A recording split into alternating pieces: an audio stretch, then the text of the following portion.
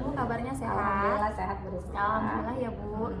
Dengar-dengar Bu Ina nanti mau melakukan coaching ya? Betul.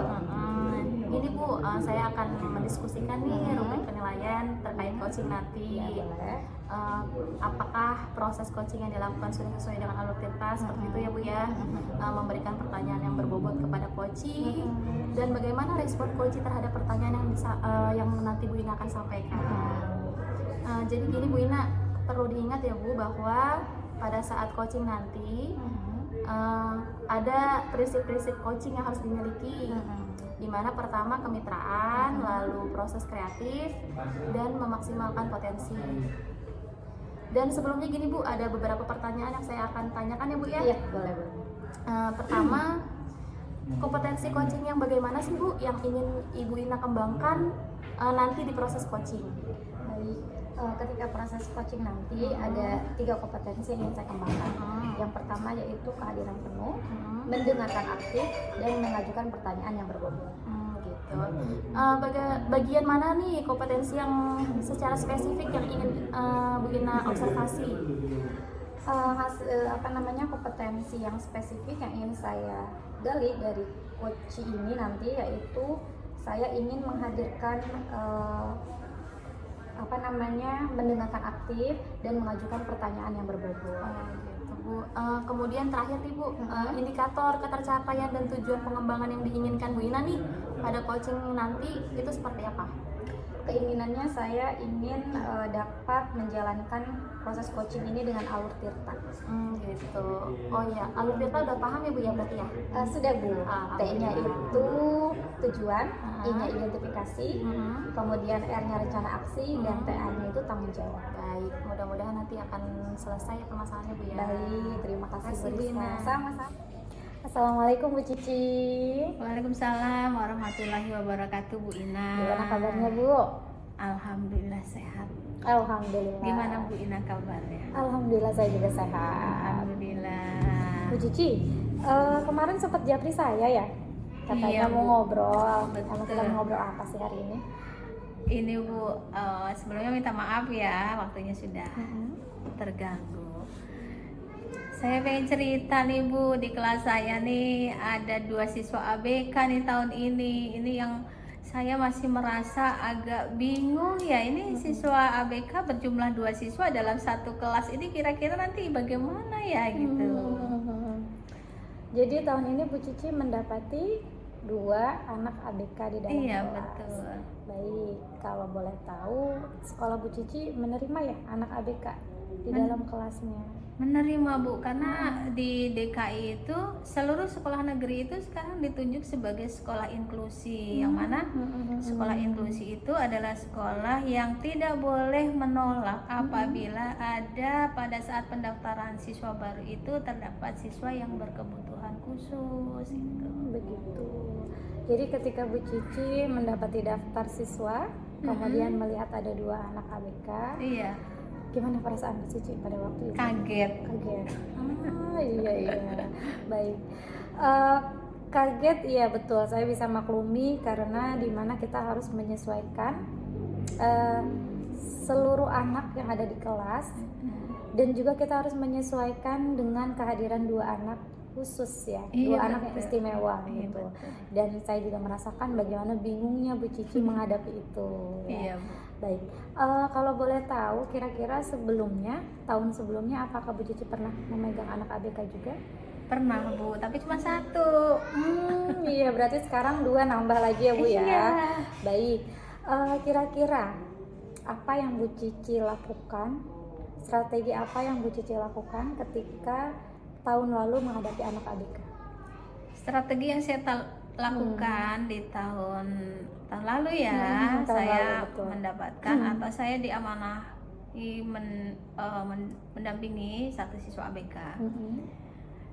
Saya menjalin komunikasi yang baik. Saya melakukan pendekatan dengan orang tua siswa tersebut untuk mendapatkan informasi-informasi yang saya butuhkan tentunya, karena saya selaku orang tua kedua di sekolah, saya perlu tahu nih anak saya ini yang istimewa ini bagaimana saya mendampingi anak tersebut agar anak tersebut bisa nyaman dalam mengikuti kegiatan di dalam kelas.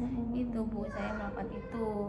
Kemudian orang tua, pada saat pertemuan itu orang tua memberikan kepada saya 1 lembar kertas hasil pemeriksaan dari dokter, dan itu bisa juga saya jadikan sebagai acuan saya karena di dalamnya tercatat banyak hal yang bisa dilakukan kita sebagai orang dewasa terhadap anak ABK itu. Baik, berarti untuk strategi yang telah Bu Cici lakukan pada anak ABK tahun lalu, pertama Bu Cici melakukan komunikasi dengan orang tua, dan satu lagi ada data otentik yang bisa jadikan referensi untuk Bu Cici melakukan strategi yang tepat untuk anak tersebut. Nah, kalau boleh tahu, strategi itu sudah Bu Cici lakukan belum pada anak ABK tahun ini? Yang tahun ini? Untuk anak ABK tahun ini yang berjumlah 2 siswa, saya belum melakukan Bu. Ini kan karena apa ya? Ini tahun ajaran baru, Iya, betul. mana baru berjalan hampir 2 minggu ya. Saya masih penyesuaian dulu dengan siswa saya yang lain. Ada berjumlah 32 siswa. Itu saya belum lakukan sampai hari ini. Baik, berarti belum ada tindakan ya yang sudah Bu Cici lakukan untuk tahun ini ya, belum ya? Ya, tindakan yang saya lakukan baru sebatas saya mencari informasi dari guru sebelumnya. Baik. Berarti selain mencari informasi kepada orang tua, Bu Cici pun belum mendapatkan hasil. Belum ya? Iya. Oke, kira-kira dari strategi yang sudah Bu Cici lakukan, apa yang akan Bu Cici lakukan juga pada anak ABK sekarang? Tentunya saya akan melakukan pemanggilan juga ya Bu ya, pendekatan kepada orang tua kedua siswa ABK tersebut, sehingga saya akan mendapatkan informasi bagaimana keseharian mereka di rumah, sehingga apa yang mereka suka, kemudian apakah mereka itu di rumah terbiasa juga atau suka main sama teman-teman di lingkungannya gitu. Itu kan informasi-informasi awal yang pengen saya dapatkan dari orang tua.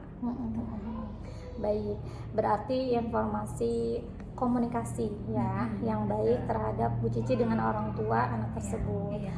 Nah, kalau boleh tahu Bu Cici, sikap anak-anak di dalam kelas terhadap anak ABK tersebut bagaimana? Selama 2 minggu ini Bu, kalau saya perhatikan sikap anak-anak yang lain terhadap kedua anak ABK tersebut, karena anak ABK ini berdua ini memiliki ciri atau tingkat ABK yang berbeda ya. Kalau yang satu ini cenderung diam dan dia lebih senang menyendiri gitu ya. Nah, sementara yang satunya ini aktif. Kalau untuk yang aktif, saya perhatikan dia biasa saja bermain sama teman-teman lainnya. Kalau yang satu lagi dia yang cenderung pendiam atau dia lebih senang menyendiri, ya dia lebih senang duduk di dalam kelas gitu. Jadi untuk interaksi dengan teman lainnya itu bisa dikategorikan aman ya? Ya, Mereka aman. bisa interaksi normal. Bisa interaksi normal bagi siswa anak yang dia mungkin udah terbiasa gitu ya, tapi untuk yang satunya lagi itu saya yang harus pikirkan bagaimana ini anak bisa untuk bersosialisasi dengan temannya atau bahkan sebaliknya, karena anak ABK itu kan gini ya Bu ya, tidak seperti yang lain, begitu kita kasih tahu atau begitu kita kita arahkan, kita bimbing gitu dia langsung paham enggak. Jadi nanti yang saya lakukan itu teman-temannya yang saya minta untuk mendekati anak ABK yang cenderung diam tadi. Berarti ada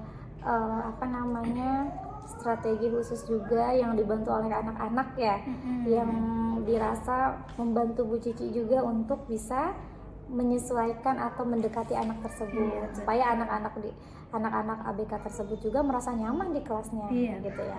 Nah, tadi dengar-dengar soal data otentik nih, karena Bu Cici tahun ini belum dapat ya data tersebut dari orang tua.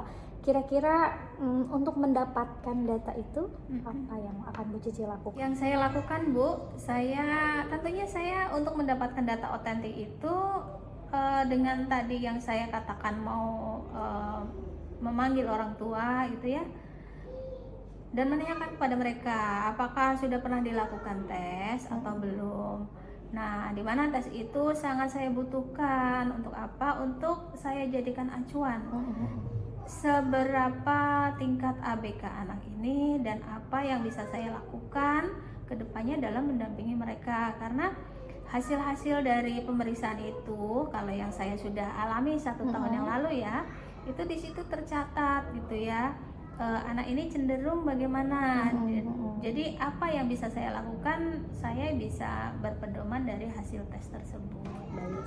Berarti hasil tes tersebut itu sangat membantu Bu Cici dalam menyesuaikan sikap Bu Cici dalam menghadapi anak tersebut. Iya. Nah, untuk mendapatkan data tersebut nih Bu Cici, kira-kira karena itu sangat dibutuhkan ya untuk bisa menyesuaikan, kapan akan Bu Cici informasikan kepada orang tua? Sesegera mungkin ya Bu ya. Mungkin ini masih tahun ajaran baru, masih di kondisi awal gitu, akan segera saya lakukan agar apa yang saya rasakan, agar apa yang saya permasalahkan, saya bingungkan hari ini bisa segera teratasi, sehingga saya bisa mengambil peran apa yang seharusnya saya lakukan untuk mendampingi mereka sehingga mereka bisa mengikuti kegiatan di dalam kelas dengan nyaman. Oke, berarti segera mungkin ya Bu ya. Nah, kalau boleh tahu segeranya itu kapan ya Bu? Ya mungkin dalam waktu ya sehari 2 hari ini ya Bu ya, iya, karena saya juga harus menyesuaikan waktu pertama ketika saya masih harus melaksanakan tupoksi dalam kelas, tentunya nggak mungkin saya tinggal.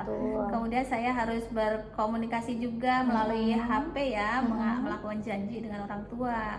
Sekiranya kapan mereka ada di rumah atau mereka mungkin bisa datang untuk ke sekolah seperti itu. Berarti dalam waktu dekat ini. Iya, betul. Nah, ketika nanti sudah mendapatkan, kira-kira apa harapan Bu Cici? Ketika nanti sudah melihat, oh ternyata anak ABK ini masuk ke dalam kategori ini dan ini. Ketika saya nanti sudah mendapatkan hasil atau informasi yang saya butuhkan gitu ya, baik melalui bukti autentik dari pemeriksaan dokter atau mungkin hasil cerita dari orang tua gitu ya Bu ya, saya berharap anak-anak ini tentunya saya bisa mendampingi mereka dengan apa yang mereka butuhkan, karena anak ABK itu kategori mereka memiliki kekhususan ya, jadi tidak bisa kita samaratakan dengan yang lain. Itu harapan saya. Oke. Bu Cici, nggak kerasa nih kita udah di penghujung kegiatan ya. Bener Bu, bener sekali. Saya mau tanya, kira-kira apa yang Bu Cici dapatkan dari kegiatan coaching kita kali ini? Iya, saya merasa senang sekali ketemu dengan Bu Ina, bisa ngobrol, bisa cerita ya. Saya mendapatkan manfaat. Oh iya, ternyata apa yang saya alami hari ini itu tidak perlu saya bingungkan. Ternyata kebingungan itu bisa mendapatkan pencerahan. Oh iya, ternyata saya perlu melakukan pemanggilan orang tua agar saya bisa kedepannya itu bisa lebih maksimal lagi ya untuk mendampingi mereka. Itu manfaatnya Bu. Saya senang sekali ketemu hari ini. Alhamdulillah. Oke, baik Bu Cici. Tadi kan sudah disampaikan akan bertemu dengan orang tua ya. Boleh dong kita ngobrol lagi setelah nanti bertemu dengan orang tua. Saya ingin tahu nih bagaimana perkembangan yang sudah Bu Cici lakukan atau strategi apa yang sudah Bu Cici lakukan. Boleh ya Bu banget Cici ya. boleh banget, saya persilahkan karena obrolan kita hari ini sangat bermanfaat. Dan nanti ya apa yang saya lakukan, kemudian Bu Ina nanti kalau ada waktu mau bertemu saya lagi, monggo saya persilahkan. Ya, terima kasih Bu Cici ya. Sama-sama Bu Ina, saya terima kasih juga. Mohon maaf waktunya terganggu. Iya, assalamualaikum Bu Cici. Waalaikumsalam warahmatullahi wabarakatuh. Baik, tadi sudah coaching ya Bu Ina ya. Iya, sudah. Ada beberapa pertanyaan nih Bu yang saya akan sampaikan ke Bu Ina. Pertama nih, apa yang sudah Bu Ina lakukan terkait indikator ketercapaian pengembangan yang diinginkan Bu Ina? Baik Bu Rizka, tadi saya sudah melakukan coaching dengan coaching. Yang sudah saya lakukan yaitu saya sudah melakukan proses coaching dengan Alur Tirta, sehingga saya berusaha untuk menggali permasalahan yang dialami oleh coaching dan berusaha untuk membantu coaching menyelesaikan masalahnya sendiri. Gitu. Alhamdulillah ya Bu Ina ya.